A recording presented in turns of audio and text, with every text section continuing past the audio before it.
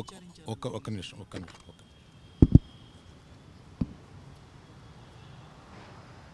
ఈరోజు కాదు, నిన్న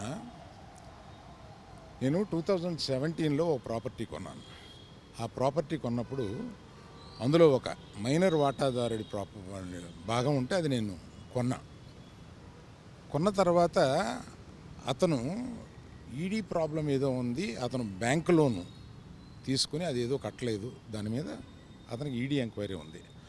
ఆ ఈడీ ఎంక్వైరీలో అక్కడ బుక్స్ ఆఫ్ అకౌంట్స్లో నా పేరు ఉన్నప్పుడు నన్ను ఈడీ వచ్చి అడిగితే బాధ్యతగా నేను ఒక సిటిజన్గా చెప్పాలి కదా, లా అబైడింగ్ సిటిజన్గా నేను వెళ్ళి దానికి ఎక్స్ప్లెనేషన్ ఇచ్చాను. దానికి సంబంధించిన అకౌంట్ అదే అడిగారు.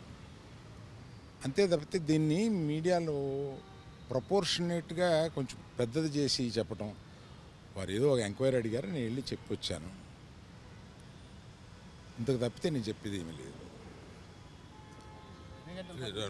ఏమండి, అవన్నీ నేను ఒక కేసు అక్కడ ఈడీలో ఉన్నప్పుడు నేను ఇవన్నీ చెప్పడం కరెక్ట్ కాదు, చెప్పలేను.